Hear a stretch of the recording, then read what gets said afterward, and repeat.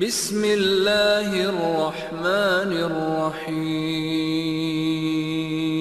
الحمدللہ رب العالمین والصلاة والسلام علی اشرف الانبیاء والمرسلین نبینا محمد وعلی آلہ واصحابہ اجمعین وبعد۔ جدید مناہج کی حقیقت کے اس سلسلے میں ہم لوگوں نے اب تک جو باتیں پڑھی ہیں وہ سوال نمبر 72 مکمل کیا ہے اور سوال نمبر 73 اور اس کا جواب سرسری طور پر پڑھا ہے۔ سوال نمبر 73 میں پوچھا یہ گیا تھا، بعض دعات جا بجا اس ملک اور اس کے علماء پر نقد کرنے میں لگے ہوئے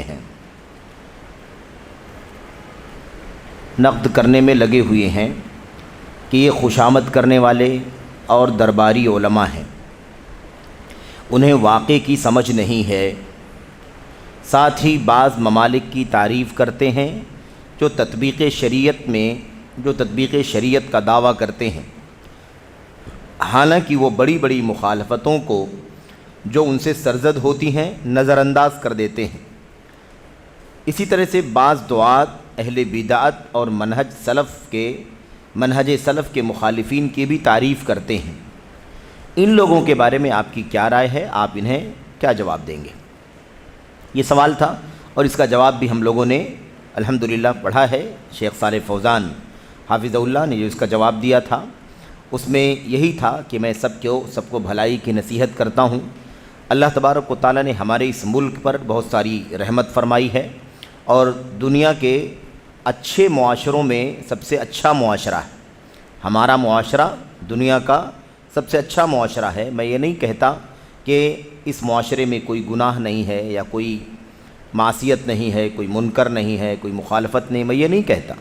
ضرور کمیاں کوتاہیاں ضرور ہیں، لیکن پھر بھی دنیا کے اندر سب سے اچھا معاشرہ الحمدللہ ہمارا معاشرہ ہے، کیونکہ ہمارے ملک کے حکمران بھی اور ہمارے ملک کی عوام بھی الحمدللہ، ایسے ہمارے علماء بھی الحمدللہ جو بھی ہیں وہ صحیح عقیدے کے ہیں، صحیح منہج کے ہیں، کوئی اشتراکی یا باسی نظریہ ان کا نہیں ہے یا کوئی بھی اسلام مخالف فکر ان کی نہیں ہے۔ وہ خالص قرآن سنت اور ایسی سلف کی راہ پر چلتے ہیں اور یہی ان کا مشن ہے اور یہی ملک کا آئین اور نظام ہے۔ الحمدللہ ہمارے حکمران شرک، کفر، بدعت، نفاق وغیرہ کے قائل نہیں ہیں۔ ایسے ہی ہمارے علماء ہمیشہ لوگوں کی خیر خواہی کے لیے ساری کوشش کرتے رہتے ہیں۔ ہمارے ملک میں اسلامی نظام نافذ ہے، اسلامی حدود نافذ ہیں، جو بھی جرائم ہوتے ہیں ان جرائم پر اسلام کے احکام کے مطابق سزائیں دی جاتی ہیں، اور ایسے ہی ہر جگہ عدالتیں قائم ہیں جہاں اسلام کے نظام کے مطابق فیصلے کیے جاتے ہیں۔ ایسے ہی جگہ جگہ ہمارے حکمرانوں نے بھلائی کا حکم دینے اور برائی سے روکنے کے ادارے قائم کر رکھے ہیں جو ہر طرف کام کرتے رہتے ہیں۔ اس طرح سے ہمارے ملک کی خوبیاں یہ ہیں، اس لیے ایسا معاشرہ دنیا میں اور کہیں موجود نہیں۔ اس میں کوئی جھوٹ نہیں، اس میں کوئی مبالغہ آرائی نہیں، اس میں کوئی حقیقت کے خلاف کوئی بات نہیں۔ جو بھی آدمی چاہے اس کا مشاہدہ اپنی آنکھوں سے کر سکتا ہے کہ روئے زمین پر واحد معاشرہ ایسا ہے جس کی یہ خوبیاں ہیں۔ اس میں کوئی شک نہیں کہ اسی وجہ سے سعودی عرب جیسا معاشرہ کمیوں کے باوجود، کوتاہیوں کے باوجود الحمدللہ ویسا معاشرہ اور دنیا کے کسی بھی خطے میں موجود نہیں ہے۔ یہ سچائی ہے۔ اب اس کے بعد شیخ کہتے ہیں کہ آخر ہم کیا چاہتے ہیں کہ جو امن، سکون، عافیت، دین موجود ہے، کیا ہم اس کو برباد کرنا چاہتے ہیں؟ کیا ہم چاہتے ہیں کہ ہمارا معاشرہ بکھر جائے اور جیسے دنیا کے دیگر معاشروں کے اندر خانہ جنگی ہے، انتشار ہے، اختلاف ہے، ایک دوسرے بہت سارے فرقے ہیں، آپس میں ٹکراتے رہتے ہیں، کیا ہم چاہتے ہیں کہ ہمارے ہاں بھی ویسے ہی چلے؟ یہ ہم پر اللہ تبارک و تعالیٰ کی نعمت ہے اور ہماری ذمہ داری ہے کہ ہم اس نعمت کی قدر کریں اور اس سلسلے میں جو پروپیگنڈے، جو سازشیں کی جا رہی ہیں اس کو بھی ہم سمجھنے کی کوشش کریں۔ یہ شیخ کا سرسری طور پر جو جواب تھا شیخ صالح فوزان کا، اس کا خلاصہ آپ کے سامنے ہم نے پیش کیا ہے، کیونکہ آج جو ہے مزید باتیں جو آپ کے سامنے پیش کرنی ہیں وہ حاشیے سے متعلق ہیں اور ہم جانتے ہیں کہ شیخ جمال بن فرحان الحارثی رحمۃ اللہ علیہ کا جو حاشیہ ہے، جو ان کی تعلیق اور ان کے جو نوٹس ہیں، وہ دراصل شیخ صالح بن فوزان بن عبداللہ الفوزان حافظہ اللہ کے جوابات کی وضاحت کے لیے ہیں، اور اس میں جو باتیں انہوں نے سرسری کہی ہیں اس کے دلیلوں کی وضاحت کے لیے، اس کے لیے ثبوت جو بھی ہو سکتا ہے اس میں سے کچھ باتیں وہ پیش کرتے ہیں تاکہ وہ باتیں واضح ہو جائیں۔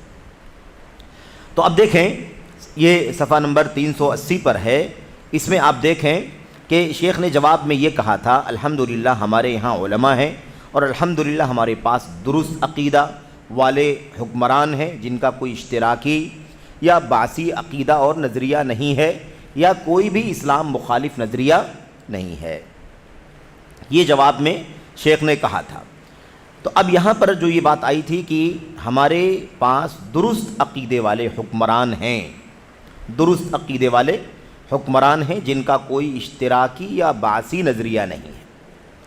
اشتراکیت کیا ہے؟ اشتراکی نظریہ جو دنیا میں موجود ہے بہت سارے ملکوں کے اندر، اس کے اندر کیا اسلام مخالف چیزیں ہیں، اس کے اندر کون سے ایسے پہلو ہیں جو اسلام سے ٹکراتے ہیں اور وہ عقیدہ اسلام کا عقیدہ نہیں ہو سکتا، اللہ کی کتاب کا، نبی کی سنت کا عقیدہ وہ نہیں ہو سکتا، یہ ہمیں سمجھنے کی ضرورت ہے۔ تو اس میں بہت زیادہ تفصیل میں ہمیں نہیں جانا ہے، سرسری طور پر کچھ باتیں نیچے اشتراکیت کے بارے میں جو بیان کی گئی ہیں ہمیں اسے پڑھ لینا ہے تاکہ ہم سمجھ لیں کہ اشتراکی نظریہ ہمارے حکمران نہیں رکھتے، تو آخر اشتراکی نظریہ ہے کیا، اشتراکی عقیدہ ہے کیا جو اسلام کے خلاف ہے، اور ہمارے حکمران اس سے الحمدللہ محفوظ ہیں۔ یہ شیخ صالح فوزان حافظہ اللہ نے یہ ساری باتیں بڑی وضاحت سے یہاں بھی کہی ہیں اور اس کے علاوہ دیگر جگہوں پر سوالات کے جوابات میں انہوں نے فرمائی ہیں۔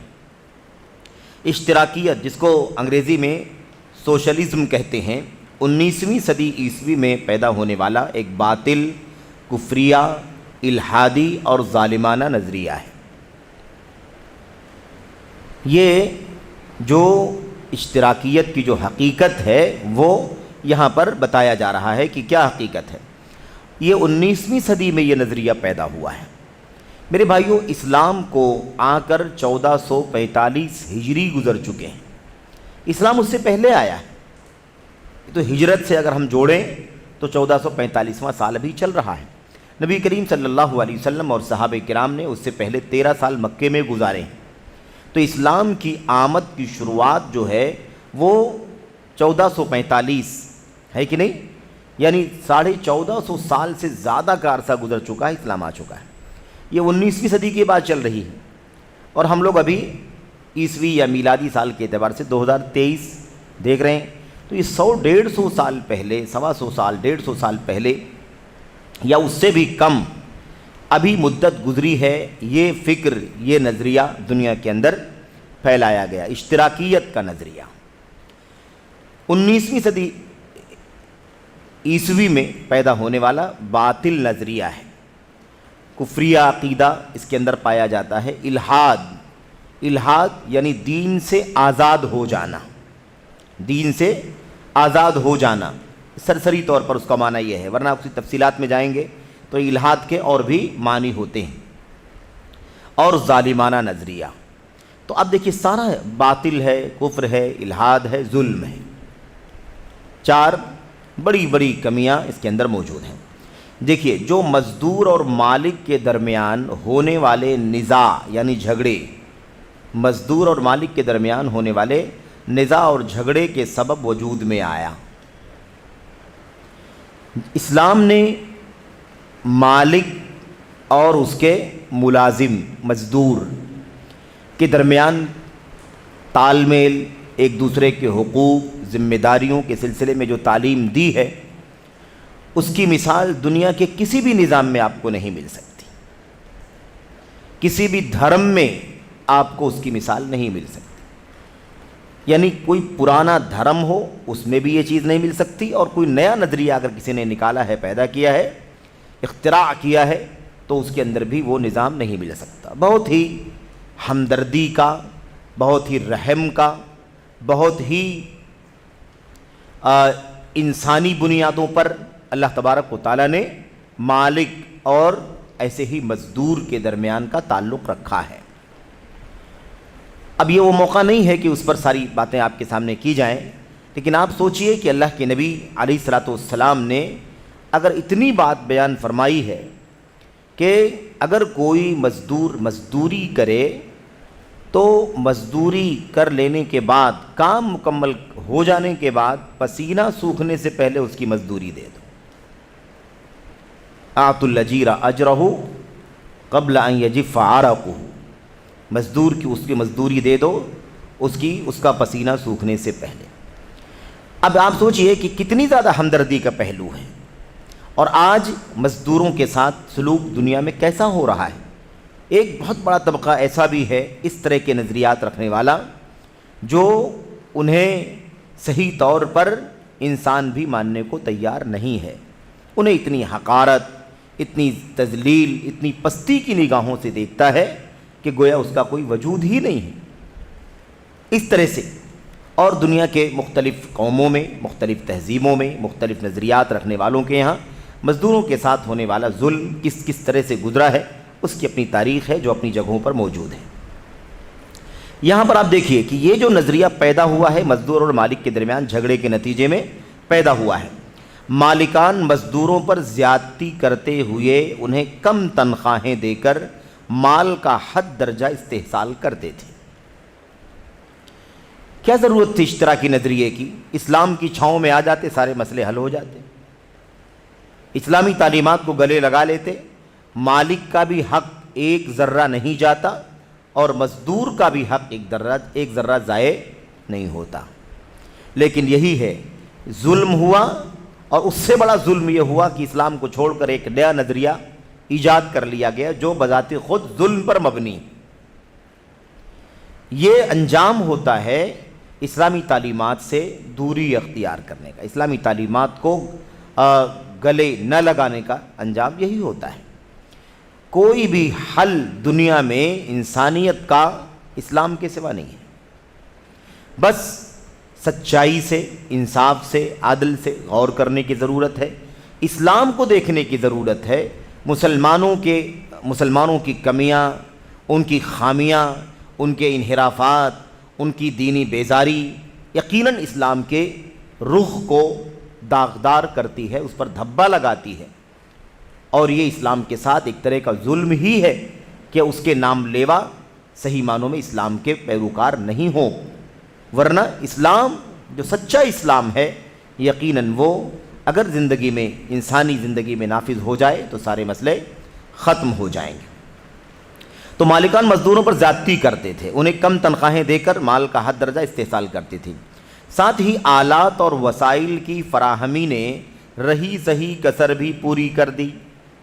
یہ تو ہر آدمی دیکھ سکتا ہے کہ جس کسی پروجیکٹ میں 2000 مزدور کام کر کے اسے مکمل کرتے رہے ہوں اور ان کی روزی روٹی کا انتظام اس کے ذریعے سے ہوتا رہا ہو، آج مشینیں، 1 سے 2 مشینیں اگر وہاں لگا دی جائیں تو کئی ہزار لوگ بے روزگار ہو جائیں گے، اور وہ کام جو مہینوں میں مکمل ہوا کرتا تھا وہ گھنٹوں میں مکمل ہو جائے۔ تو یہ بھی اس کا ایک دخل ہے، لیکن اس کا حل اسلام کے اندر موجود ہے۔ یہ ساری چیزیں بھی اللہ تبارک و تعالیٰ کی طرف سے ہیں، یہ آلات اور وسائل کی فراہمی بھی اللہ تبارک و تعالیٰ کی ربوبیت کا نتیجہ ہے، اللہ تعالیٰ کی عظمت اور قدرت کا شاہکار ہے۔ اور اس طرح کے حالات میں بھی ان مزدوروں کی مزدوری کیسے چلے گی، ان کی زندگی یا ان کے گزر بسر کا انتظام کیسے ہوگا، ان تمام حالات کے باوجود بھی اسلام نے اس کا حل پیش کیا ہے۔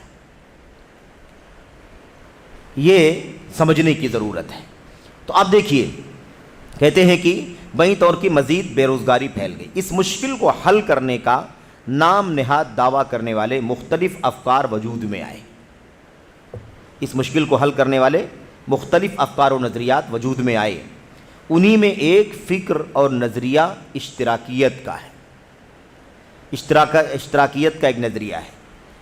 اسلامی تعلیمات سارے مسائل کا حل ہیں، اسلامی تعلیمات سارے مسائل کا، آنے والی قیامت تک آنے والی ساری مشکلات کا حل ہیں، لیکن اگر اس سے ہٹ کر کے حل تلاش کیا جائے تو وہ حل بظاہر حل ہوتا ہے لیکن صحیح معنوں میں وہ حل نہیں بلکہ اپنے آپ میں مشکل بنتا ہے، اور یہی معاملہ اشتراکیت کے ساتھ بھی پیش آیا۔ اشتراکیت کو بطور حل نکالا گیا لیکن وہ حل نہیں بن سکا بلکہ خود اپنے آپ میں پھر مشکل بن گیا ظلم کا۔ دیکھیں کیا کہا، اب اس نظریے کا خلاصہ کیا ہے، جس کا معنی ہے انفرادی ملکیت کا خاتمہ۔ انفرادی ملکیت کا خاتمہ یعنی انفرادی طور پر ایک شخص اکیلا کسی چیز کا مالک نہیں رہے گا۔ اشتراک میں کیا معنی ہے، اشتراک کا مطلب مشترک نہ، وہی یعنی سب شریک رہنے والا نظریہ۔ تو آپ اگر کسی چیز کے مالک ہیں تب بھی آپ اس کے مالک نہیں ہیں، اس میں میرا بھی ہے۔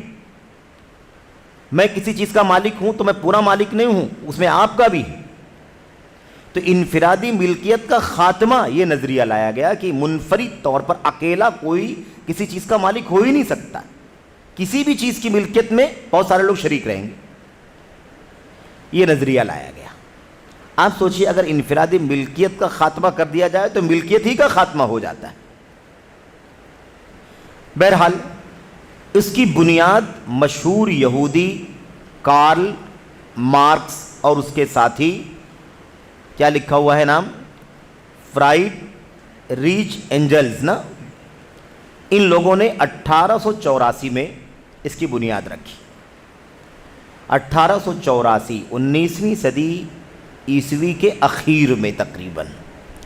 تو اگر آپ اس کو جوڑیں تو کتنا سال بنے گا، آج اگر ہم جوڑیں 2023 تک جوڑیں اس کو تو وہی ہے نا 20ویں صدی، اور اس کے بعد یہ آگے کا یعنی 200 100 تقریباً 30-35 سال 40 سال زیادہ سے زیادہ، اس بیچ میں یہ نظریہ وجود میں آیا ہے۔ اور یہ نظریہ اگر کوئی کسی سماج کا کوئی آدمی رکھے، کسی محلے کے چند لوگ کے نظریہ رکھیں تب تو یہ مشکل محلے تک رہے گی، لیکن اگر کسی ملک میں اور کسی ملک کا حاکم یہ نظریہ نافذ کر دے تو اس ملک کا کیا حال ہوگا، سمجھ رہے ہیں نا؟ پھر نتیجہ یہ نکلے گا کہ جو اس ملک کا حاکم ہے، ہر چیز کا مالک ہے، وہ پورے ملک کے عوام کی جو ملکیت ہے وہ ان کی ملکیت نہیں ہے، اس میں وہ بھی شامل۔ تو انفرادی ملکیت کا خاتمہ اشتراکیت کے لفظ میں شامل ہے، اشتراکیت انفرادیت کی ضد ہے۔ اچھا، افسوس کہ ان ظالموں اور اسلام دشمنوں نے اس الحادی اور ظالمانہ نظام کا مؤسس اور بانی، یہ سب سے بڑا فتنہ ہے، ام المومنین خدیجہ اور صحابی جلیل ابو ذر غفاری رضی اللہ عنہما کو قرار دیا۔ آپ جانتے ہیں نا، یہ بھی اسلام کی عظمت ہے، یہ بھی اسلام کی عظمت ہے کہ جن باطل پرستوں نے کوئی باطل نظریہ ایجاد کرنے کی کوشش کی تو انہوں نے بھی اسلام کو کہیں نہ کہیں پڑھنے کی زحمت کی۔ یہ اور بات ہے کہ اسے حق راستہ نہیں نکالا، حق راستے پر نہ چلے، بلکہ اسے اپنے مفاد کے مطابق، اپنی من مرضی کے مطابق دلیل تلاش کرنے کی کوشش کی۔ لیکن یہ حقیقت ہے کہ اسلام واقعی ایسی کشادگی اپنے اندر رکھتا ہے کہ آنے والی نسلوں کے لیے اس میں اپنی راہ تلاش کرنے اور اپنی مصلحتوں کی تلاش کرنے کی کشادگی موجود ہے۔ ام المومنین خدیجہ رضی اللہ تعالیٰ عنہ کو اور حضرت ابو ذر غفاری رضی اللہ تعالیٰ عنہ کو اس کا میرے بھائیوں یہاں سے استدلال کرنا شروع کر دیا۔ میں بالکل سرسری اشارہ کروں گا آپ کے سامنے کہ اس کے پیچھے راز کیا ہے۔ خدیجہ رضی اللہ عنہا کو ام اشتراکیت کہا، دیکھا آپ نے، خدیجہ رضی اللہ تعالیٰ عنہ کو کیا کہا، ام اشتراکیت، ام اشتراکیت۔ اور مصری صدر جمال عبد الناصر جس کی وفات 1970 میں ہوئی، انہوں نے اپنے ایک خطاب میں پوری بے حیائی کے ساتھ نبی کریم صلی اللہ علیہ وسلم کو امام الاشتراکیین قرار دیا۔ میرے بھائیوں، یہ اصل میں اسلام کو بدنام کرنے کی کوشش جو دنیا میں مختلف اوقات میں ہوتی رہی ہے، مختلف لوگوں کی طرف سے ہوتی رہی ہے، اور اس راہ میں سب سے جو آگے ہیں وہ یہودی ہیں۔ یہود نصارہ ہمیشہ سے اسلام کے مسلمانوں کے دشمن رہے۔ یہاں آپ دیکھیں ایک نظریہ قائم کیا تو اس کی بنیاد کہاں سے جوڑ دیا؟ نبی کریم صلی اللہ علیہ وسلم سے، آپ کی زوجہ حضرت خدیجہ سے، ام المومنین خدیجہ رضی اللہ تعالیٰ عنہ سے، اور ایسے ہی حضرت ابو ذر غفاری رضی اللہ تعالیٰ عنہ سے۔ آپ سوچیں کہ جو نظریہ ان لوگوں نے بنایا ہوگا اس نظریے کا اسلام سے کیا تعلق ہے؟ حضرت خدیجہ کا نام لیا گیا۔ اولاً خدیجہ رضی اللہ تعالیٰ عنہ نے جو سیرت میں ان کے کاروبار کا تذکرہ ملتا ہے، اس کاروبار کے اندر جو اشتراک والی بات بتائی گئی ہے وہ ہرگز اس اشتراک سے کوئی تعلق نہیں رکھتی ہے۔ اس میں یہ تھا کہ وہ اپنا مال، ساز و سامان کسی شخص کو دیتی تھیں کہ اسے لے جائے اور دنیا کے بازاروں میں بیچیں۔ شام خاص طور پر اس وقت منڈی تھی، ملک شام لے جا کر کے سامانوں کو بیچیں اور بیچنے کے بعد وہاں سے جو پروفٹ اور فائدہ ملے اسے واپس لے کر کے آئے، اور یہ جانے آنے کی جو مزدوری ہوتی تھی، جو محنتانہ اس کا ہوتا تھا، وہ اس کو دے دیا کرتی تھی۔ اس اشتراکیت کے اندر آپ کی اشتراکیت کا کیا تعلق ہے؟ جب مزدور کو اس کی مزدوری دے دی گئی تو وہ اس کا مالک بن گیا کہ نہیں مالک بن گیا؟ جس کا سامان ہے وہ اس کا مالک، جس کام کی مزدوری پر رکھا گیا اس مزدوری کے لیے شخص تیار ہو گیا، مزدوری کر کے واپس آیا، جو مزدوری طے تھی وہ مزدوری اس کو دے دی گئی۔ مالک اپنے مال کا مالک ہے، مزدور اپنے مال کا مالک۔ اشتراکیت کا کیا تعلق ہے اس کے اندر؟ کوئی تعلق ہے اشتراکیت؟ ان کا کہنا یہ ہے کہ انفرادی ملکیت ہوتی ہی نہیں۔ اب جو مالک کا مال ہے اس کے اندر غلام بھی شریک، یعنی مزدور بھی شریک، اور مزدور کا جو مال ہے، مزدوری جو اس کو مل چکی، اس میں مالک بھی شریک۔ ایسا تو کوئی معاملہ اسلام کے اندر نہیں۔ تو جس چیز کا مالک بن گیا وہ اس کا منفرد طور پر، انفرادی طور پر مالک بااختیار ہے، وہ جس طرح سے چاہے تصرف کرے، جس طرح سے چاہے اس کا استعمال کرے، کوئی رکاوٹ اس پر نہیں لگائی جا سکتی۔ جو اسلام کا نظام ہے وہ ستھرا نظام۔ اچھا، اس کے بعد حضرت ابو ذر رضی اللہ تعالیٰ عنہ کا نام لے لیا گیا ہے۔ حضرت ابو ذر رضی اللہ تعالیٰ عنہ کا نام یہاں کیوں لیا گیا میں آپ کو بتاؤں۔ اس کے پیچھے حضرت ابو ذر رضی اللہ تعالیٰ عنہ کا اپنا ایک اجتہاد تھا۔ والذین ينفقون والذین یکنزون الذهب والفضة ولا ينفقونها فی سبیل اللہ، اس آیت کریمہ میں اللہ تبارک و تعالیٰ نے فرمایا جو لوگ سونے چاندی کو جمع کر کے رکھتے ہیں اور اس کو اللہ تعالیٰ کی راہ میں خرچ نہیں کرتے ہیں، انہیں جہنم کی دردناک عذاب کی خوشخبری سنا دو۔ پھر اس کے آگے یوم یحمى علیہا فی نار جہنم۔ اس آیت کریمہ کی تفسیر میں حضرت ابو ذر رضی اللہ تعالیٰ عنہ کا سوچنا یہ تھا، ان کا اپنا خیال یہ تھا، ان کا اپنا اجتہاد یہ تھا کہ اللہ فرماتا ہے جو لوگ سونے چاندی کو اکٹھا کر کے رکھتے ہیں اور اسے اللہ کی راہ میں خرچ نہیں کرتے ہیں، انہیں دردناک عذاب کی یا جہنم کی خوشخبری سنا دو۔ ٹھیک ہے، وہ یہ سمجھتے تھے کہ انسان اپنی زندگی کی ضروریات کے لیے جتنا اس کو چاہیے اتنا وہ خرچ کرے۔ کھانے کے لیے پیسہ چاہیے، کپڑے کے لیے چاہیے، گھر کے لیے چاہیے، سفر، جو اخراجات ہیں انسانی زندگی کے، ان اخراجات کو استعمال کرنے کے بعد جو مال باقی بچتا ہے سب اللہ کی راہ میں خرچ کر دیا جانا چاہیے۔ اس آیت کریمہ کا جو ظاہری ہے، ٹھیک ہے، اس سے وہ یہ سمجھتے تھے اور یہ ان کا موقف تھا۔ ایسا نہیں ہے کہ دیگر صحابہ کرام نے ان کی موافقت کی، ان کا اپنا اجتہاد تھا، اور اجتہاد، مجتہد کا اجتہاد کبھی درست ہوتا ہے، کبھی نادرست بھی ہو سکتا ہے۔ حضرت ابو ذر رضی اللہ تعالیٰ عنہ چونکہ بہت زاہد صحابی تھے، بے انتہا زہد، دنیا سے بے رغبتی، مال کی، دولت کی کوئی ہوس نہیں، کوئی لالچ نہیں، انسانی زندگی میں جتنی ضرورت ہے، جتنا کھا لیا پہن لیا وہی ان کا اپنا ہے، بقیہ سب اللہ کی راہ میں خرچ کر دو۔ جائیداد بنانا، پراپرٹی بنانا، یہ کرنا وہ کرنا ہے نا، ان تمام چیزوں کے وہ قائل نہیں تھے۔ ان کا اپنا ایک نظریہ تھا، اور یہ اجتہادی نظریہ تھا، اس پر صحابہ کرام نے ان کی تائید نہیں کی۔ اس چیز کو لے کر کے وہ یہ ثابت کرنا چاہتے ہیں یہ کہ دیکھو ابو ذر کیا کہنا چاہتے ہیں، ابو ذر کہنا چاہتے ہیں کہ میری ضرورت بھر کا میرا کام ہو گیا تو بقیہ جو مال میرا ہے وہ میرا نہیں ہے، اس میں سب شریک ہیں، سب میں تقسیم ہونا چاہیے۔ یہاں سے اشتراکیت کا نظریہ نکالا، جبکہ اشتراکیت کا نظریہ نہیں ہے، یہ اللہ کی راہ میں فقراء مساکین اور غرباء میں خرچ کرنے کا نظریہ ہے۔ زمین آسمان کا فرق ہے دونوں کے اندر، وہ الگ چیز ہے اور یہ الگ چیز ہے۔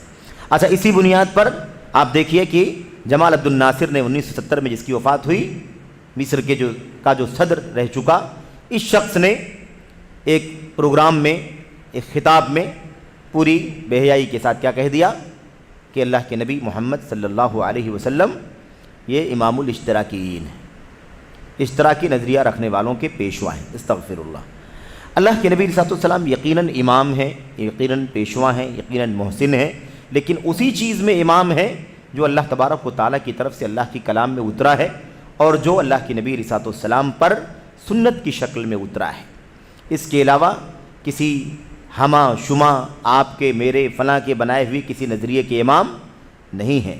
رسول کریم صلی اللہ علیہ وسلم نے جو تعلیم دی ہے غلاموں کو یعنی مزدوروں کو اور ایسے ہی مالکان کو، اسے اگر زندگی میں نافذ کر لیا جاتا تو یہ نیا نظریہ اشتراکیت کا اسے وجود میں لانے کی کوئی ضرورت نہیں پڑتی۔ اس نظریے کا خلاصہ کیا ہے؟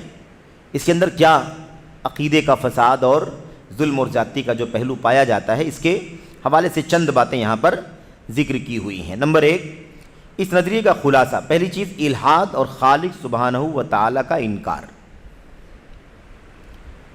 نبی کریم صلی اللہ علیہ وسلم کو امام الاشتراکین کہنے والے ظالم بھلا بتائیں کہ کیا اللہ کے نبی علیہ السلام اللہ تبارک و تعالیٰ کو نہیں مانتے تھے؟ اللہ کے نبی پیغمبر اللہ کے نبی علیہ السلام سے زیادہ اللہ تبارک و تعالیٰ کا خوف، خشیت، توحید، ایمان بھلا دنیا میں کون ویسا پیدا ہو سکتا ہے؟ تو یہ ان کا نظریہ ہے۔ اللہ تبارک و الحاد یعنی بے دینی، کوئی پیدا کرنے والا نہیں ہے دنیا کا، اس دنیا کا کوئی خالق نہیں، اس دنیا کا کوئی چلانے والا نہیں۔ دنیا کہاں سے آ گئی؟ خود سے وجود میں آ گئی۔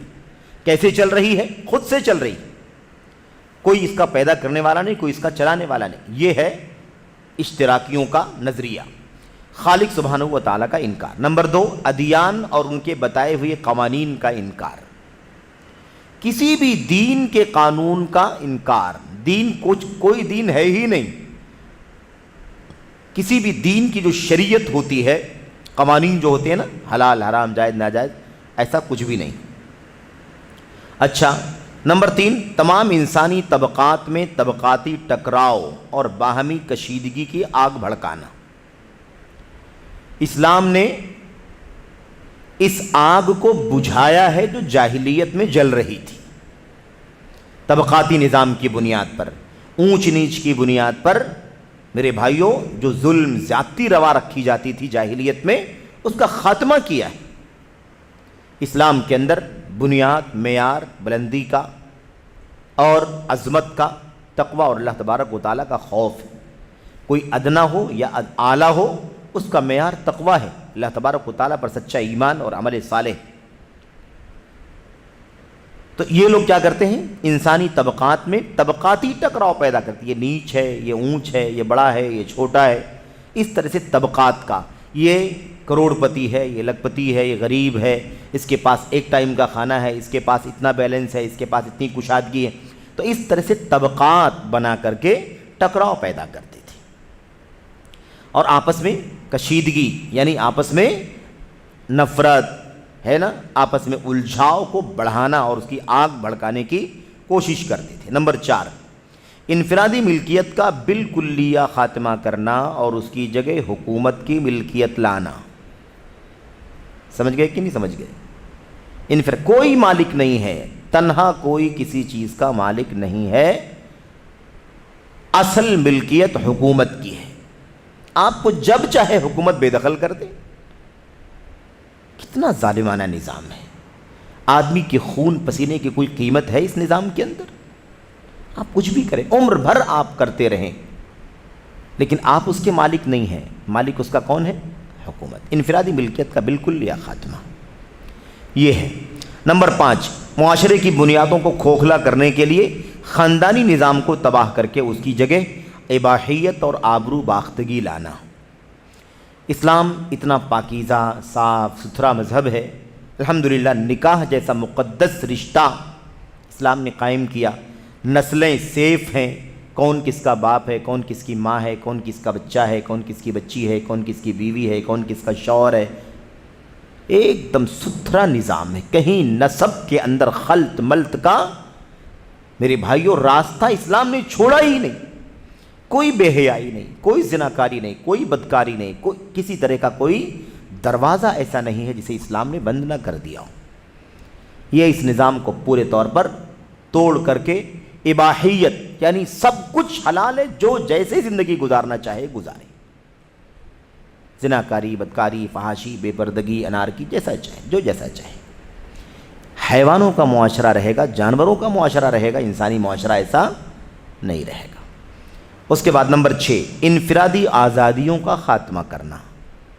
ہر آدمی آزاد ہے، جو اس کا دل چاہے کھائے، جو اس کا دل چاہے پہنے، جو اس کا دل چاہے جہاں چاہے وہ رہے۔ آزادی ہے کہ نہیں آزادی؟ ٹھیک ہے، دین پابندی لگائے، کیا حلال ہے حرام وہ الگ چیز ہے، آپ کو کیا حق پہنچتا ہے کہ آپ آزاد نہیں، پابندی لگائے ہمارے اوپر؟ تو انفرادی جو آزادی ہوتی ہے اس کا خاتمہ کرنا۔ نمبر 7، قومیت پرستانہ نظام کی پابندی کرنا۔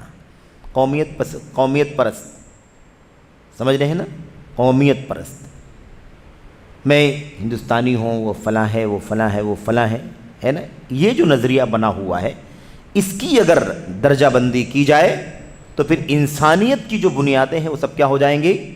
ختم ہو جائیں گی۔ رنگ، نسل، قوم الگ ہونا ایک الگ چیز ہے، لیکن سب کیا ہیں؟ سب بحیثیت انسان ایک درجے کے ہیں۔ اس کے بعد نمبر 8، سامان کی قیمت کی کمی بیشی محنت و مشقت کی بنیاد پر کرنا۔ سامان کی قیمت کی کمی بیشی، سامان کی قیمت کی کمی بیشی محنت و مشقت کی بنیاد پر کرنا، یہ ان کا نظریہ ہے۔ یہ نظریہ کہاں تک صحیح ہے، کہاں تک صحیح نہیں ہے، اس کی تفصیلات میں جانے سے، اس کی باریکیوں میں جانے سے ہمارے سامنے کھل کر کے اس کی حقیقت آ جائے گی۔ ہمارے سامنے اس کی تفصیلات نہیں ہے کہ وہ سامان کی قیمت کو مزدوری کے ساتھ طے کرنے میں کیا کیا بنیادیں ان کے یہاں پائی جاتی ہیں، وہ ہمارے سامنے آئے تو بات واضح ہو سکتی ہے۔ لیکن مطلق طور پر یہ کہنا کہ سامان کی قیمت کا تعلق مزدوری سے ہے، تو مزدوری تو ایک اضافی چیز ہے جو بعد میں آتی ہے، اس سے پہلے اصل سامان کی قیمت طے ہوتی ہے۔ تو اصل سامان کی قیمت ہی نہ ہو، مزدوری کی بنیاد پر قیمت طے کی جائے، یہ ایک ہمارے سامنے ایک ٹیبل ہے، اس کے جو مشمولات ہیں، جو اس کے اجزاء ہیں، اس کی اپنی قیمت ہے کہ نہیں قیمت؟ اس کی قیمت کا اعتبار ختم کر دیا جائے، مزدوروں نے مزدوری محنت جو کی ہے اس کے اعتبار سے اس کی قیمت طے ہوگی۔ تو ایسا بھی ہو سکتا ہے کہ اس کی قیمت 90% مزدوری کی بنیاد پر طے کر لی جائے اور اس کے اصل مال کی قیمت کو 10% بھی نہ رکھا جائے۔ ظلم ہے کہ نہیں ظلم ہے اس کے اندر؟ یہ بہت بنیادی مسئلہ ہے۔ یہ عقیدہ اور یہ نظریہ اس اشتراکی نظریے کا ایک حصہ ہے۔ اس کے بعد 9واں جو نقطہ ہے، مزدوری سے زائد مال، مزدوری سے زائد مال جو مالک لیتا ہے اس کا حقدار مزدور کو قرار دینا۔ عجیب و غریب ہے کہ نہیں ہے؟ یہ حیرت انگیز بھی ہے اور کہیں عملی طور پر اس کو نافذ کرنا بھی بہت مشکل کام ہے۔ مزدوری سے زائد یعنی مزدوری دے دی گئی نا، مزدوری دے دی، اب مزدوری دینے کے بعد جو مال باقی بچا ہے، جو مالک کے پاس رہتا ہے، اس کا مالک بھی مالک نہیں ہے، اس کا مالک بھی مزدور ہے۔ تو آپ دیکھیے کہ عجیب و غریب اس کے اندر خلط ملط بھی ہے، کہیں افراط ہے اور کہیں تفریط ہے، کہیں مزدور کا پہلو پورے طور پر غالب ہے تو کہیں مالک کا پہلو پورے طور پر غالب۔ اس سے پہلے حکومت کی بات آئی کہ کوئی بھی انفرادی طور پر اپنے مال کا مالک نہیں ہے، اصل مالک کون ہے؟ حاکم۔ اچھا، اس کے بعد 10واں جو نقطہ ہے وہ کیا ہے؟ مالداروں کے پاس مال جمع ہونے کی صورت میں مزدوروں کی حمایت کرنا۔ مالداروں کے پاس مال جمع ہونے کی صورت میں مزدوروں کی حمایت کرنا، یعنی اگر مالداروں کے پاس مال جمع ہو جاتا ہے تو اب اس پر ڈاکے ڈالنے کی کوشش کرنا اور کہنا کہ اب وہ مال پلٹ کر کے کہاں آنا چاہیے؟ مزدوروں کے پاس آنا چاہیے۔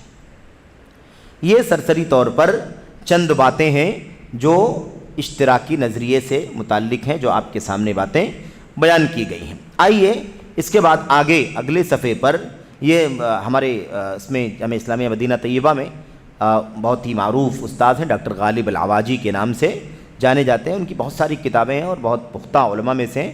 ان کی کتاب سے ساری معلومات آپ کے سامنے یہاں پر نوٹ کی گئی۔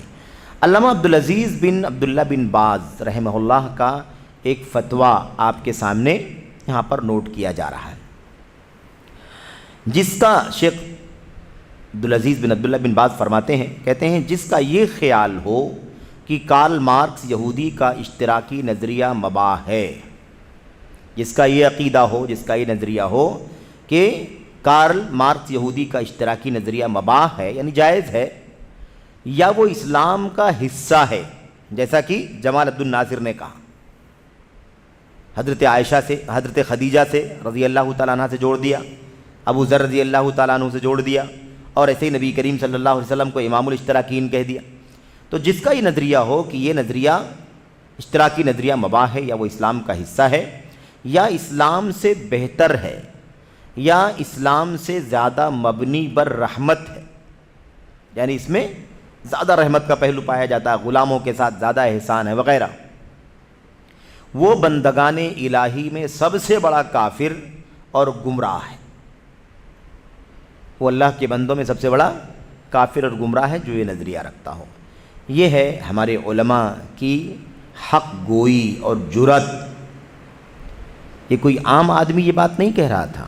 علامہ عبدالعزیز بن عبداللہ بن باز جیسی عالمی شخصیت، جن کے تعلقات عالمی سطح پر دنیا کے ممالک کے حکمرانوں سے تھے، اور وہ ان کے ساتھ حسب ضرورت خط و کتابت بھی کیا کرتے تھے، انہیں تنبیہ بھی کرتے تھے، نصیحت بھی کرتے تھے، انہیں پیغام دعوت اور ہدایت بھی بھیجا کرتے تھے، یہ ان کا مقام تھا۔ انہوں نے جرأت کے ساتھ کہا جس کا یہ نظریہ ہے کہ یہ نظریہ درست ہے، مباح ہے، یا اسلام کا حصہ ہے، یا اسلام سے بہتر ہے، یا اسلام سے زیادہ اس کے اندر ہمدردی کا پہلو پایا جاتا ہے، ایسا شخص اللہ کے بندوں میں بدترین قسم کا یا سب سے بڑا کافر اور گمراہ آدمی ہے۔ اچھا، اس کے بعد جو دوسری جو بات تھی کہ ہمارے ملک کے حکمران کسی باسی نظریے کے نہیں ہیں۔ اوپر آپ دیکھیں جواب میں شیخ صالح فوزان نے کیا کہا تھا کہ ہمارے ملک کے حکمران صحیح عقیدے کے ہیں، ان میں سے کوئی اشتراکی نظریے کا نہیں ہے، اور نہ کوئی باسی نظریے کا، اور نہ کوئی اسلام مخالف کسی اور نظریے کا نہیں ہے نا، کوئی نہیں ہے۔ تو اب اس میں دوسرا تھا باسی۔ یہ باس کیا ہے، یہ کون سا فرقہ ہے، اس کے عقائد کیا ہیں، سرسری طور پر اس کا بھی تذکرہ آپ کے سامنے کیا گیا ہے۔ حاشیہ نمبر 1 میں دیکھیں لکھا ہوا ہے، یہ میشیل افلق، یہ نصرانی کرسچن تھا، آرتھوڈکس فرقے کا تعلق رکھنے والا آدمی، اور ایسے ہی دوسرا آدمی ذکی ارسوزی، یہ نصیری عقیدے کا تھا، ملحد بے دین۔ نصیری آپ جانتے ہیں باطنیہ فرقے کی ایک شاخ ہے، اسماعیلیہ، باطنیہ، رافضیہ، روافظ کی فرقوں کی ایک شاخ ہے جس کو نصیری کہا جاتا ہے۔ اور نمبر 3 سوریہ کا سابق وزیر اعظم صلاح البیطار، ان 3 لوگوں نے یہ الہادی پارٹی قائم کی تھی۔ میشیل افلق کرسچن، ذکی ارسوزی نصیری ملحد بے دین نصیری عقیدے کا، اور وزیر اعظم سوریہ کا سابق جس کا نام صلاح البیطار ہے، ان تینوں نے قائم کی تھی الہادی پارٹی حزب الباس۔ حزب الباس، باس پارٹی ان لوگوں نے قائم کی تھی۔ تو کہتے ہیں کہ یہ جو باسی کہا ہے شیخ نے، باسی، یہ اسی فرقے کی طرف، اسی پارٹی کی طرف اشارہ ہے جس سے سابق حاکم عراق صدام حسین منسلک تھا۔ صدام حسین کس فرقے سے تعلق رکھتا تھا؟ اسی باسی پارٹی سے، حزب الباس سے اس کا تعلق تھا۔ اب یہ جو باسی نظریہ ہے، یہ اس کی تفصیلات تو یہاں پر نہیں ہے آپ کے سامنے، لیکن اس عقیدے کا خلاصہ ہمارے علماء خاص طور پر کبار علماء شیخ مقبل بن ہادی کا تذکرہ یہاں پر کیا گیا ہے، اور آگے علامہ ابن باز رحمۃ اللہ علیہ کا بھی نام آ رہا ہے۔ ان چوٹی کے علماء کی تحریروں میں، ان کے فتووں میں جو باتیں آئی ہیں، اس سے یہ واضح ہو جاتا ہے کہ یہ بعض پارٹی کا جو عقیدہ تھا سراسر کفریہ اور ملحدانہ عقیدہ تھا، اور اسی پارٹی سے صدام حسین جو عراق کے سابق حاکم تھے، وہ بھی اسی سے جڑے ہوئے تھے۔ تو کیا کہا؟ ان تینوں کی قائم کردہ پارٹی کی طرف اشارہ ہے، حزب البعث کی طرف اشارہ ہے، جس سے سابق حاکم عراق صدام حسین منسلک تھا۔ اس پارٹی کے عقائد و نظریات کیا تھے؟ عقائد و نظریات سراسر ملحدانہ اور کفریہ ہیں۔ علامۃ الیمن شیخ مقبل بن ہادی الوادعی رحمہ اللہ ایک سوال کے جواب میں فرماتے ہیں، ایک سوال کے جواب میں شیخ مقبل رحمۃ اللہ علیہ نے جو بات کہی ہے وہ آپ کے سامنے یہاں پر پیش کی جا رہی ہے۔ حزب کہتے ہیں بعث پارٹی، حزب البعث یعنی بعث پارٹی میشیل افلق نصرانی نے اسلام اور مسلمانوں کو فریب دینے اور زخم پہنچانے کے لیے قائم، تکلیف پہنچانے، نقصان پہنچانے کے لیے۔ آپ نے دیکھا یہودی عیسائی، اللہ نے قرآن کریم میں کیا فرمایا؟ تمہارے دشمن ہیں، تمہارے دشمن ہیں۔ یہود نصارہ یہ اسلام کے دشمن ہیں۔ اس وقت تک یہ آپ کے دوست نہیں بن سکتے جب تک آپ اسلام کو چھوڑ کر ان کے دین کے قائل نہ ہو جائیں، ان کے دین کے حامل نہ ہو جائیں۔ یہ صراحت کے ساتھ قرآن کریم میں کئی جگہوں پر اس مضمون کو بیان کیا گیا۔ یہاں پر صراحت ہے کہ یہ پارٹی کس مقصد کے لیے قائم کی گئی؟ اس نصرانی نے، میشیل افلق نے اسلام اور مسلمانوں کو فریب دینے، دھوکہ دینے اور انہیں تکلیف پہنچانے کے لیے قائم کی تھی۔ چنانچہ مسلم نوجوانوں کو ورغلاتے ہوئے کہا، اور یہ نقطہ بہت اچھی سے پڑھنے کی ضرورت ہے، بہت اچھے سے اس کو جاننے کی ضرورت ہے کہ اس پارٹی کے قیام کے پیچھے نظریہ کیا تھا۔ بہت ساری ایسی آوازیں اٹھتی ہیں اور آگے بھی اٹھیں گی، الگ الگ ناموں سے، الگ الگ نعروں سے، اور الگ الگ امیدیں آپ کو، مسلمانوں کو دے کر کے کہ آپ کا یہ فائدہ ہوگا، آپ کا یہ فائدہ ہوگا۔ ایسی پارٹیاں آتی رہیں گی، پیدا ہوتی رہیں گی، لیکن ہمیں بہت زیادہ بیدار، بہت زیادہ ہوش مند رہنے کی ضرورت ہے۔ ہم پہلے مرحلے میں نہیں جان سکتے کہ اس کے پیچھے کون سا نظریہ کار فرما ہے، کون ہے اس کے پیچھے اگر کوئی یہودی ہے، کوئی کرسچن ہے، تو وہ مسلمانوں کی ہمدردی تو نہیں کر سکتا کبھی۔ قرآن کا قاعدہ اٹل ہے بالکل، وَلَن تَرْضَ عَنْكَ الْيَهُودُ وَلَا النَّصَارَىٰ حَتَّىٰ تَتَّبِعَ مِلَّتَهُمْ۔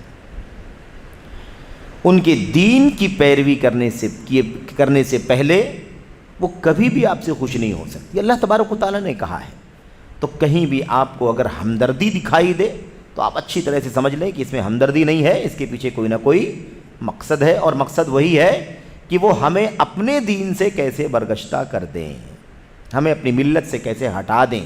یہ بنیادی نظریہ ہے۔ دنیا میں سب سے زیادہ وحدت الادیان کا شور مچانے والا مذہب کون سا ہے؟ عیسائیت سب سے زیادہ شور مچاتا ہے۔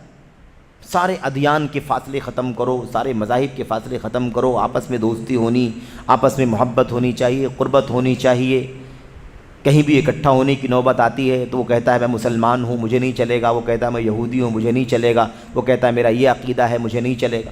یہ فاصلے ختم کرو۔ کب تک یہ حوالے دو گے کہ میں یہ ہوں، میں سارے ادیان کا فاصلہ ختم کرو۔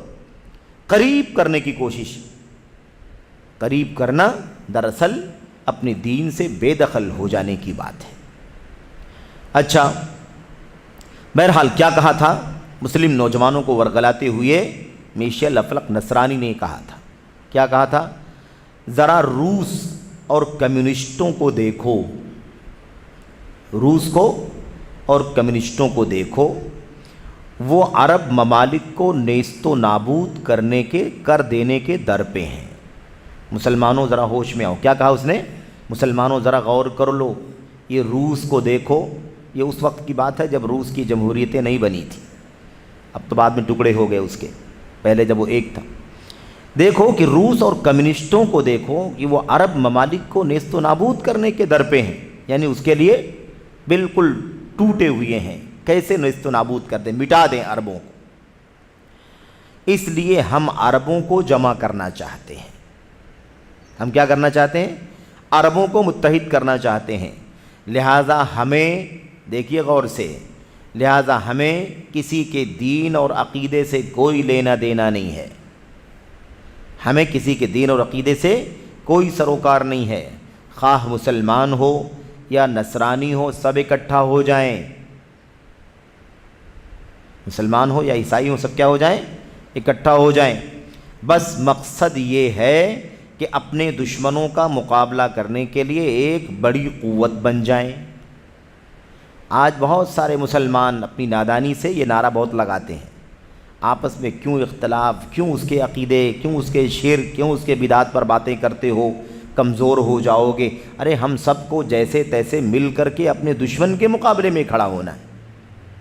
سب سے بڑا دشمن شرک ہے، سب سے بڑا دشمن کفر ہے، سب سے بڑا دشمن بدعت ہے، سب سے بڑا دشمن بدعقیدگی ہے، سب سے بڑا دشمن قبر پرستی ہے۔ یہ دشمن تو ہم اپنے باہوں میں لیے گھوم رہے ہیں، اپنے دل کے اندر لیے گھوم رہے ہیں، اپنے عقیدے میں لیے گھوم رہے ہیں۔ اس دشمن سے بڑا دشمن کوئی نہیں ہے، اور اس دشمن کے رہتے ہوئے کبھی کامیابی نہ دنیا میں نہ آخرت میں حاصل نہیں کر سکتے۔ لیکن ہم کو یہ ورغلا کر کے سمجھایا جا رہا ہے کہ بھئی عربوں کو مٹانے کی کوشش کر رہے ہیں روس والے اور سارے کمیونسٹ مل کر کے، ہمیں عربوں کا سپورٹ کرنے کے لیے ایک ہو جانے کی ضرورت ہے۔ نہ مسلم نہ عیسائی، یہ تفریق ختم کرو، سب اکٹھا ہو جاؤ دشمن کے مقابلے میں۔ آج کتنے لوگ ہم کو بھی کہتے ہیں نا، کہتے ہیں آپ لوگ ہمیشہ لوگوں کے عقیدے پر نقد کرتے ہیں، اس کا شرک ہے، اس کے ہاں بدعت ہے، اس کے ہاں انحراف ہے، اس کے ہاں الحاد ہے، اس کے ہاں بے دینی ہے، ان کے ہاں قبر پرستی ہے، اس کے ہاں مزارات۔ آپ لوگ ہمیشہ یہ سب باتیں آپس میں کرتے رہتے ہو، ارے اس سے ہم کمزور ہو جائیں گے، ایسے ہی رہنے دو، سب مل کر کے کام کرو۔ میرے بھائیوں، زندگی میں کبھی بھی کامیابی کا منہ مسلمان نہیں دیکھ سکتے جب تک کہ وہ اپنے عقیدوں کی اصلاح نہ کر لیں۔ شرک کے ساتھ کسی بھی صورت میں، بدعقیدگی کے ساتھ کسی بھی صورت میں اللہ تبارک و تعالیٰ کی نصرت ممکن نہیں، ذلت مقدر ہے شرک اور بدعقیدگی کے ساتھ۔ اسے بہت اچھی طرح سے پھر سے نئے سرے سے لوگوں کو سمجھ لینے کی ضرورت ہے کہ جب تک شرک اور بدعقیدگی موجود ہے، خالص عقیدہ، خالص سنت کا راستہ انسان کی زندگی میں نہیں ہے، تب تک نجات اور کامیابی اور سربلندی پاسبل ہی نہیں ہے، امپاسبل ہے، ناممکن ہے۔ لیکن یہ بہت خوبصورت نعرہ ہے اجتماعیت کا، اکٹھا ہو جانے والا نعرہ۔ ایسے اکٹھا ہونے کو بھیڑ کہتے ہیں، اس کو اتحاد و اجتماعیت نہیں کہتے۔ تو بہت صراحت کے ساتھ، اچھا تو کیا کہا؟ لہٰذا ہمیں کسی کے دین اور عقیدے سے کوئی سروکار نہیں، یعنی کوئی تعلق، ہمیں کوئی لینا دینا، اس سے کوئی بحث نہیں، خواہ مسلمان ہو یا نصرانی، سب اکٹھا ہو جائیں۔ بس مقصد یہ ہے کہ اپنے دشمنوں کا مقابلہ کرنے کے لیے ایک بڑی قوت بن جائیں۔ قوت آ ہی نہیں سکتی شرک کے ساتھ، شرک اور بدعقیدگی کے ساتھ قوت پیدا ہو ہی نہیں سکتی۔ اصل قوت سچے ایمان کی قوت ہے، اصل قوت سچی توحید کی، خالص توحید کی قوت ہے۔ انسانی تاریخ، اسلامی تاریخ کا مطالعہ کر کے دیکھو، قوت بھیڑ بھاڑ کا نام نہیں ہے، قوت اصل میں ایمانی قوت کا نام ہے۔ جب بھیڑ بھاڑ یا بڑی تعداد پر مسلمانوں کا نظریہ، بعض مسلمانوں کا نظریہ جب ٹک گیا کہ آج ہماری تعداد بہت زیادہ ہے، اب تک کبھی نہیں ہارے، تو آج تو تعداد بھی زیادہ ہے، آج کیسے ہار جائیں گے، اسی میں ہار گئے۔ مسلمانوں کی ہار کب ہوئی؟ جب انہوں نے تعداد اور بھیڑ بھاڑ کو اپنے غلبے اور فتح و نصرت کا معیار بنا لیا۔ یاد ہے نا؟ غزوہ حنین میں چند لوگوں نے کیا کہہ دیا؟ لن نغلب اليوم من قلہ، آج تو ہم تعداد کی کمی کی وجہ سے نہیں مغلوب ہو سکتے۔ تعداد بہت ہے ہماری، آج کیسے مغلوب ہوں گے؟ 313 میں تو ہم نے 1000 کا مقابلہ کیا ہے کہ نہیں؟ 1000 نے تو 3000 کا مقابلہ کیا وغیرہ، بہت ساری تاریخ ہے، ہمیں اس میں ابھی نہیں جانا ہے۔ تو حنین میں تو آج تو تعداد بہت زیادہ ہے، اسی میں کیا ہوا؟ اسی میں اللہ تبارک و تعالیٰ نے سبق سکھا دیا، وَيَوْمَ حُنَيْنٍ اِذْ أَعْجَبَتْكُمْ كَثْرَتُكُمْ، حنین والے دن کو یاد کرو جب تمہیں تمہاری بڑی تعداد نے تمہیں عجب میں، بڑکپن میں ڈال دیا۔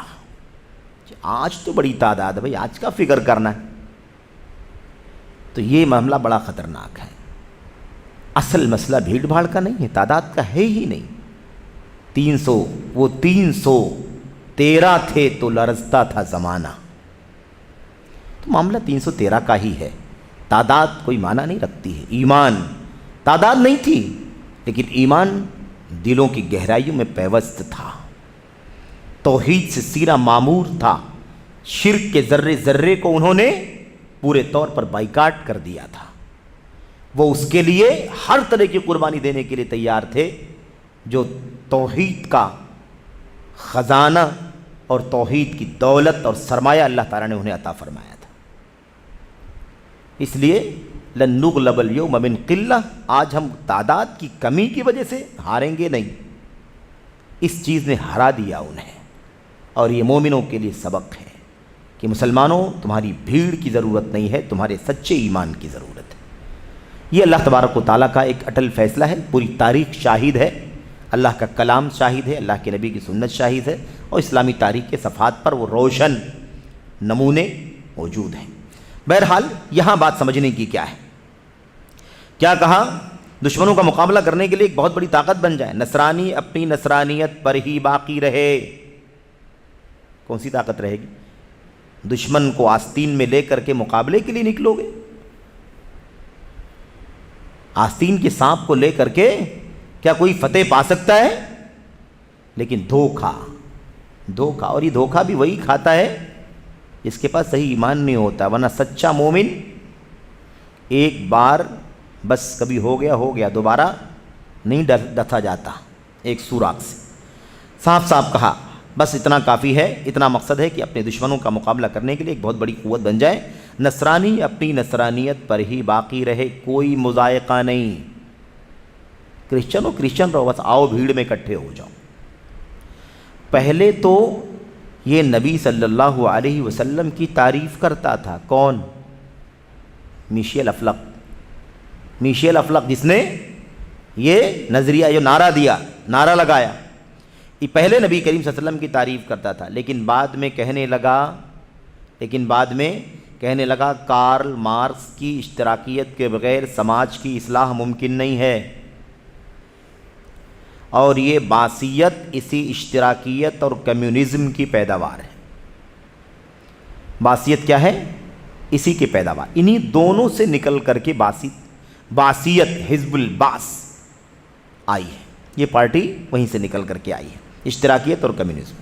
اور اشتراکیت کفر اور کتاب و سنت کے سراسر خلاف ہے، اشتراکیت کفر ہے اور قرآن و سنت کے سراسر خلاف ہے، اور پھر انہی کے اقتباسات سے اس کا کفر ثابت کیا ہے۔ کس کے اقتباسات سے؟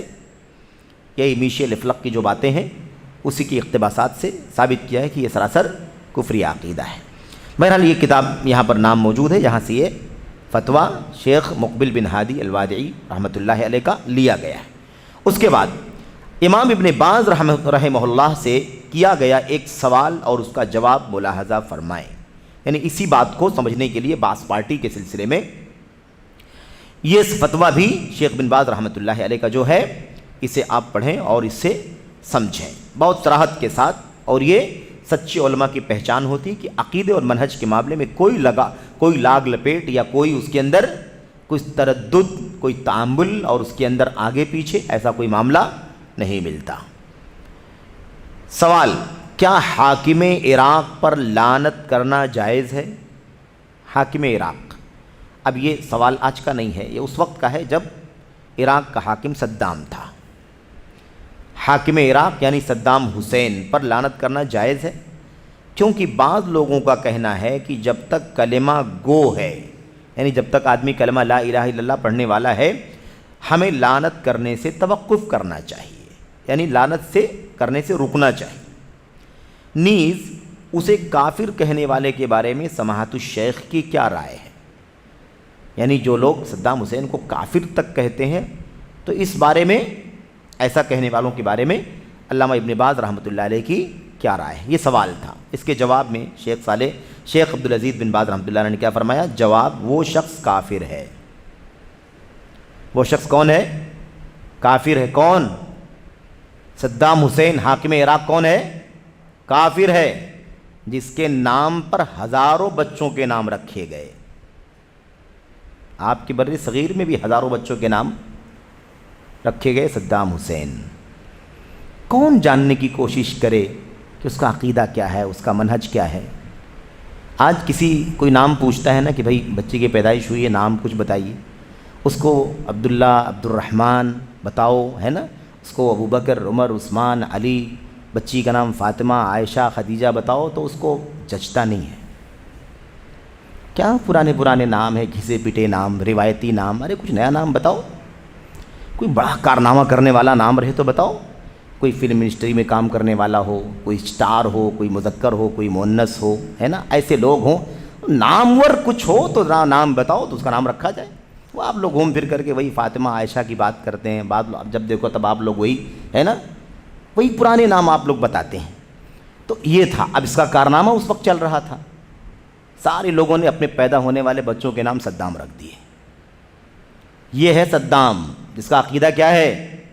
کفریہ عقیدہ ہے، الہادی عقیدہ ہے، باسی عقیدہ ہے، اشتراکیت اور کمیونزم کا ملغوبہ ہے، اس کا نچوڑ اور خلاصہ ہے، وہیں سے نکل کر کے یہ پارٹی اور اس کا عقیدہ، اور اس کا بانی ایک کرسچن ہے جو آرتھوڈکس فرقے کا فرد ہے، میشیل افلق، جس نے قائم کیا تھا، بنیادی آدمی تھا۔ آپ لوگ پڑھ چکے ہیں کہ 2 آدمی اور اس کے ساتھ میں تھے، اور وہ 3 کے تینوں بدعقیدہ تھے۔